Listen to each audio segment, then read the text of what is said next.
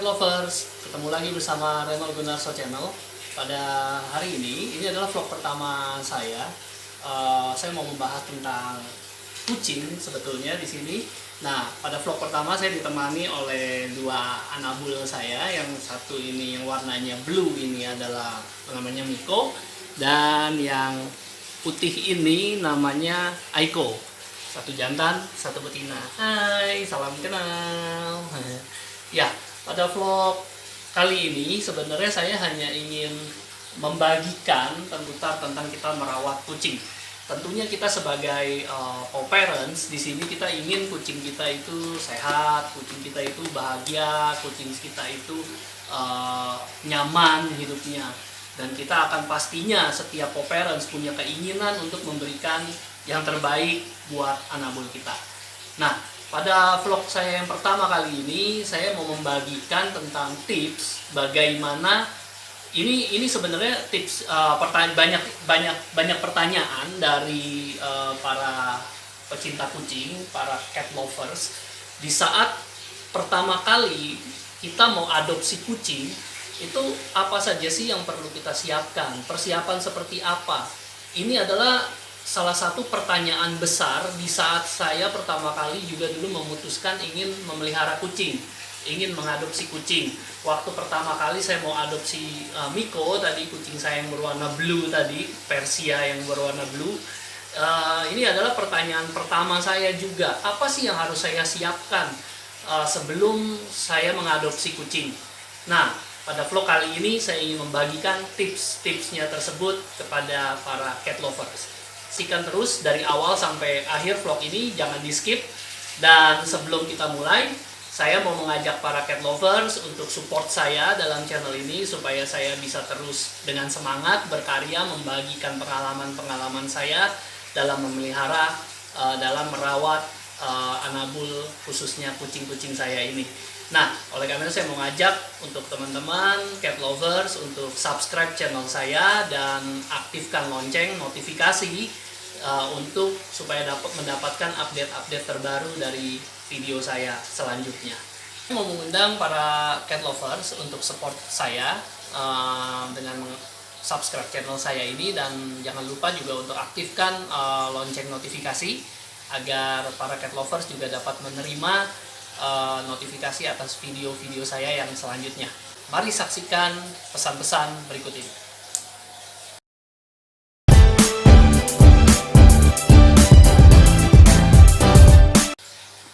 Topik kita pembahasan pada vlog saya yang pertama kali ini adalah sebuah pertanyaan yang banyak diajukan oleh para cat lovers di saat pertama kali mau mengadopsi kucing. Nah, saya mau bagikan tips pada kali ini. Yang pertama adalah yang perlu para cat lover sediakan, itu pertama kali adalah cat lover harap menyediakan terlebih dahulu tempat makan dan minumnya. Nah, tempat makan dan minumnya ini ada macam-macam, yaitu ada yang berbahan plastik, ada yang berbahan keramik, ada yang berbahan stainless. Nah, untuk yang berbahan plastik ini sebenarnya tidak disarankan sih ya, karena bahan plastik ini terkadang sulit dibersihkan sehingga menyimpan bakteri gitu. Nah, yang akan lebih disarankan adalah tempat makan yang terbuat dari berbahan keramik atau berbahan stainless gitu. Ini adalah tempat makan yang paling ideal karena mudah dibersihkan dan tidak menyisakan kotoran sehingga lebih sehat buat anabul kita. Nah, selain tempat makan, kita juga harus menyiapkan tempat minum. Nah, tempat minumnya ini juga bisa berupa yang sama dengan tempat makan, dari keramik atau dari stainless. Tapi kalau saya sendiri, saya lebih prefer menggunakan yang seperti ini, yang namanya adalah water fountain. Water fountain ini kenapa saya pakai? Karena ini lebih menarik buat anabul kita untuk lebih banyak lagi minum gitu, karena ada pancurannya dan menarik perhatian dari anabul kita. Nah, ini yang saya pakai. Tapi jika tidak mau menggunakan water fountain, itu juga boleh menggunakan seperti tempat makan yang biasa digunakan, yang tadi berbahan keramik atau berbahan stainless. Saya sarankan juga agar dihindari tempat makan yang dibagi dua. Jadi maksudnya gini, tempat makan dari plastik atau dari bahan lain yang antara tempat makan dan minumnya itu jadi satu, hanya disekat. Nah, ini tidak disarankan. Kenapa? Karena akan mengotori yang makanan, tempat makannya juga bisa dikotori oleh percikan air yang menjadi agak becek dan nanti akhirnya merusak makanan itu sendiri, dan tempat minumnya juga nanti bisa kotor karena kejatuhan remah-remah atau kejatuhan makanan dari sisi sebelahnya. Nah, ini tidak disarankan. Lebih baik menggunakan tempat makan dan minum yang terpisah. Itu tips yang pertama. Sekarang tips yang kedua. Tips yang kedua itu adalah harap menyiapkan makanannya. Nah, makanannya ini ada berbagai macam tipe. Itu khususnya makanan, ada makanan basah, ada makanan kering. Nah, pengalaman saya adalah saya menyediakan makanan itu dua, ada makanan basah dan makanan kering.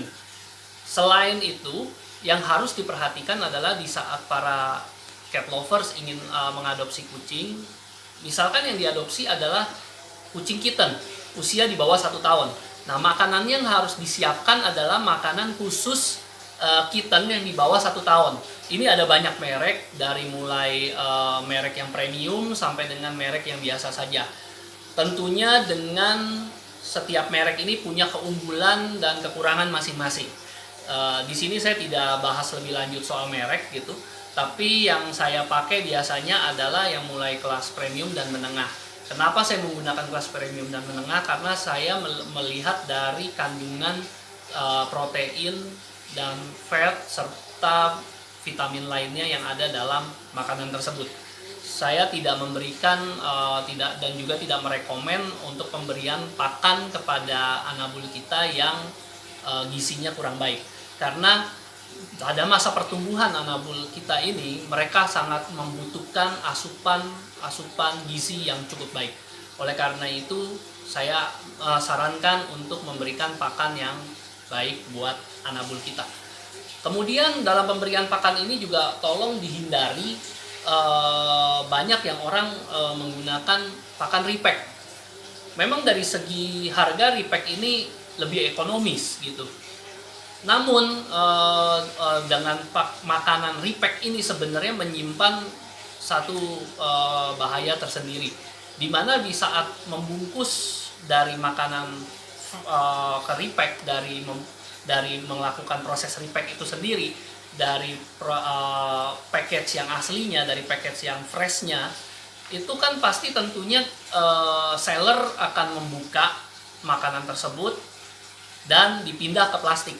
Nah, saat proses pemindahan ini kita kan tidak tahu apakah dilakukan secara steril atau tidak gitu. Nah, karena itu lebih baik dihindarkan, karena pertama dari segi kebersihan juga kita tidak menjamin tidak terkontaminasi bakteri atau zat-zat lain yang berbahaya buat anabul kita. Dan juga dari segi aroma, terkadang kalau kita tidak tahu, mungkin di sellernya ini dia beli makanan yang karungan besar untuk di repack. Nah, mereka setelah membuka dari karung yang bulk besar, itu belum tentu secara penyimpanannya ini baik. Misalkan setelah dibuka tidak di-seal dengan baik, tidak ditutup dengan baik sehingga masuk udara. Nah, kalau masuk udara berarti dari segi aromanya itu sendiri makanannya sudah berkurang aromanya. Nah, jika aroma berkurang, udah pasti tidak akan menarik minat anabul kita untuk makan. Karena kucing ini mengandalkan untuk selera makannya ini mengandalkan dengan penciumannya. Jadi begitu makanan yang aromanya sangat kuat, itu akan mengundang anabul kita untuk makan. Nah, jika kalau udah makanan ini terbuka cukup lama, menguap, aromanya menghilang, tentunya akan mengurangi selera anabul kita makan. Nah, ini adalah tips yang kedua, tolong untuk menyiapkan pakannya. Tentukan pakan yang terbaik buat anabul kita. Ini yang kedua, tips yang kedua. Lalu tips yang ketiga. Tips yang ketiga itu adalah siapkan litter box atau tempat untuk kotak, tempat untuk anabul kita pup dan pip. Tidak perlu cat lover membeli untuk litter box yang mewah, yang bagus. Memang banyak pilihan di pasaran, dari mulai litter box yang biasa-biasa saja, plastik segi 4, dan bahkan sampai ada litter box yang bentuknya bagus, ada tutupnya, ada pintunya, dan ya dari segi harga juga pasti lebih tinggi daripada litter box yang biasa saja. Tapi ini kembali lagi kepada kemampuan dari para cat lover sendiri, mau pakai yang mana, semua sama baiknya. Yang penting dalam pemilihan litter box ini diperhatikan size-nya. Jangan terlalu besar atau terlalu tinggi buat kitten yang masih kecil. Kenapa? Karena akan menyulitkan dia untuk masuk ke litter box. Jadi disiapkan litter box disesuaikan dengan ukuran dari anabul itu sendiri. Nah, mungkin kalau setelah dewasa atau kucing dewasa bisa disiapkan litter box yang ukurannya besar. Litter box ini macam-macam, ada ukuran mulai dari S, M, L, bahkan sampai XL. Gitu. Nah, kalau yang udah dewasa atau kucing yang sudah besar itu mungkin bisa menggunakan litter box yang XL. Nah, ini tentang litter box. Nah, tidak cukup cuma litter box, tapi para cat lovers harus juga menyiapkan yang namanya pasirnya, pasir kucing. Nah, pasir kucing ini macam-macam sih. Pasir kucing ini ada yang pasir biasa, bahannya itu adalah zeloid. Ada juga tipe pasir kucing itu yang pasir gumpal dengan aroma atau tidak aroma. Pasir gumpal ini juga berbagai macam tipe gitu di pasaran, dan juga ada yang menggunakan selain pasir, ada yang menggunakan saat ini dengan berbahan tofu, yang orang suka bilang tofu cat litter. Sebenarnya ini semua pemilihan dari masing-masing saja, tapi kalau saya sendiri saya pakai menggunakan pasir gumpal. Nah, karena pasir gumpal yang beraroma mengurangi aroma yang tidak sedap. Nah, ini dikembalikan kembali kepada para cat lover untuk yang mana yang mau cat lovers inginkan. Baik itu bisa pakai pasir zeloid, pasir biasa. Kalau pasir zeloid biasa ini tidak menggumpal, begitu ada pup atau pip yang di sana itu tidak menggumpal. Dia akan biasa saja, hanya menutupi kotorannya saja. Tapi ini kelebihannya adalah zeloid ini bisa dicuci gitu. Tapi kayak sepertinya saat ini sudah banyak ditinggalkan sih, orang-orang tidak menggunakan ini karena kurang efisien ya. Banyak saat ini para cat lovers menggunakan adalah pasir gumpal yang beraroma ataupun yang tidak beraroma. Itu untuk pasirnya. Selain pasir adalah kita juga harus menyiapkan skopnya.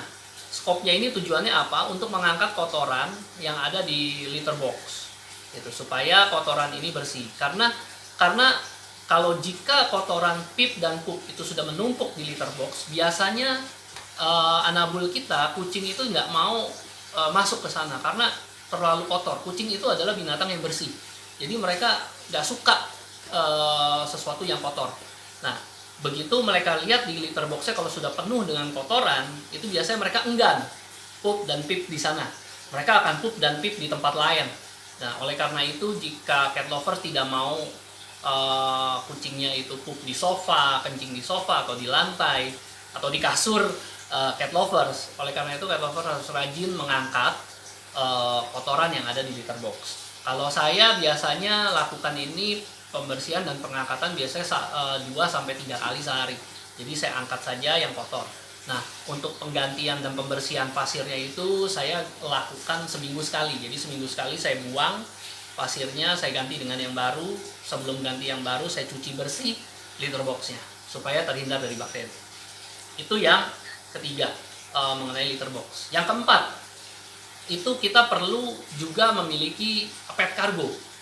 Nah, pet cargo ini macam-macam. Pet cargo ini ada berbagai macam tipe sekarang di pasaran. Ada yang berbentuk pet cargo seperti yang saya miliki ini, dan juga ada yang pet cargonya itu seperti keranjang. Nah, seperti keranjang yang dibuka di atas bisa dimasukin. Kemudian ada juga yang seperti tas, ditaruh di belakang, bisa di back seperti backpack gitu, bisa ditaruh di belakang begini dan kucingnya dimasukin di dalam. Nah, ini semua memiliki fungsi dan kelebihan kekurangan masing-masing, tergantung dari keinginan para cat lovers untuk membelinya. Nah, kalau saya menggunakan yang namanya pet cargo yang pada umumnya yang standar. Nah, untuk pembelian pet cargo juga disarankan disesuaikan dengan ukuran kucing kita. Kalau jika kucingnya nanti sudah besar, pet cargo yang dibeli adalah ukuran kecil, lebih baik di upgrade. Nah, fungsi dari pet cargo ini apa? Fungsi dari pet cargo ini adalah di saat misalkan cat lovers membawa kucingnya ini untuk ke dokter misalkan, akan lebih baik kita masukkan mereka ke dalam pet cargo. Kenapa? Supaya mereka terlindungi dari bahaya. Misalkan kalau dalam perjalanan ya terjadi sesuatu, mereka terlindungi dari benturan dan lain sebagainya. Makanya lebih disarankan menggunakan pet cargo yang berbahan pokok supaya apa? Melindungi anabul kita. Yang kedua adalah dia tidak kontak langsung di saat kita datang ke klinik dokter hewan. Di sana kan banyak yang sakit, banyak hewan peliharaan yang datang dengan kondisi tidak sehat. Nah, oleh karena itu akan lebih aman jika dia di dalam pet cargo, karena dia tidak akan kontak langsung dengan lantai, dengan tempat yang sudah terkontaminasi gitu. Nah, itu adalah pet cargo. Pet cargo itu juga penting untuk disiapkan sebelum cat lovers mengadopsi kucing. Kemudian yang kelima adalah kandang. Kandang ini juga perlu. Kenapa? Banyak pertanyaan juga dari para cat lover bilang, kenapa saya perlu beli kandang? Kucing saya biarkan bebas lepas di rumah tanpa perlu di kandang. Iya, betul. Memang kucing itu akan lebih baik tidak sehari-hari di dalam kandang. Kucing itu akan bahagia jika dia dilepas, dia dibiarkan bebas bermain. Dia akan lebih happy dan tidak stres. Kalau kucing setiap hari disimpan di dalam kandang, dimasukkan di dalam kandang, kucing itu akan stres, sehingga lebih disarankan agar tidak memelihara kucing selamanya di dalam kandang. Tapi dengan demikian bukan berarti kita tidak memerlukan kandang. Kita tetap harus punya kandang. Tujuannya apa? Di saat kucing kita atau kitten kita sedang sakit, harus dirawat di dalam kandang. Kenapa perlu dirawat di dalam kandang? Misalkan kita punya kucing tidak satu, kita punya kucing lebih dari satu. Kenapa kita harus perlu taruh kucing yang sakit di dalam kandang? Supaya yang pertama, kita bisa isolasi dia, tidak menulari yang lain, tidak kontak dengan kucing kita yang lain, sehingga tidak menulari penyakit kepada kucing kita yang lain. Itu yang pertama. Yang kedua adalah kita akan lebih mudah mengontrol kucing kita kondisinya jika dia di dalam kandang. Kenapa? Kalau kita lepas dia berkeliaran dengan kucing kita yang lainnya, waktu dia pip dan pup, misalkan dia sakit diare, pupnya ini masih ada yang diare, kita tidak tahu. Ini yang diare, ini masih diare adalah kucing kita yang lagi sakit atau kucing kita yang lain juga ikutan diare. Kita nggak tahu kucing yang mana yang diare. Tapi kalau kita simpan dia, kita masukkan dia ke dalam kandang, kita akan mudah mengontrol. Kita akan bisa lihat progresnya. Misalkan dia pup masih mencret, berapa hari kemudian sudah pupnya akan lebih baik, itu akan lebih mudah kita mengontrolnya.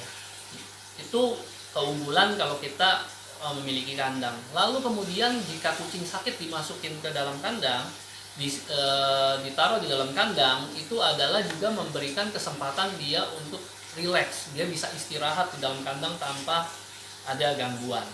Dia bisa istirahat untuk memberikan waktu pemulihan pada kesehatannya. Nah, jadi ini semua adalah tips yang dapat saya bagikan. Ini adalah pengalaman saya sendiri di saat saya mengadopsi kucing saya, adalah persiapan-persiapan yang saya lakukan sebelum saya mengadopsi kucing. Jadi yang pertama tadi adalah kita harus menyiapkan terlebih dahulu tempat makanannya. Terus yang kedua adalah kita menyiapkan makanannya itu sendiri untuk disesuaikan. Jika kita adopt kucing yang masih kitten, diharapkan untuk kita menyiapkan makanan juga khusus kitten. Kemudian yang ketiga adalah kita juga harus menyiapkan litter box bersama dengan pasirnya, bersama juga dengan sekopnya, agar kita bisa menyediakan suatu tempat di mana kucing itu bisa pup dan pip dengan nyaman, dan juga tidak sembarangan pup dan pip di area kita. Yang keempat, itu kita harus menyiapkan pet cargo, di mana untuk menyiapkan pet cargo ini tujuannya adalah di saat jika cat lovers membawa kucingnya keluar, misalkan ke dokter, itu bisa ditaruh di sana di dalam pet cargo. Nah, yang kelima adalah harus menyiapkan kandang, supaya dalam perawatan, misalkan kitten kita sedang sakit, kita bisa merawat kitten kita dengan nyaman dan memantau progresnya dengan baik di dalam kandang. Ya, ini adalah 5 tips yang dapat saya bagikan kepada cat lovers hari ini pada vlog saya yang pertama. Oke, saya rasa cukup sekian. Sampai jumpa di vlog saya selanjutnya. Salam!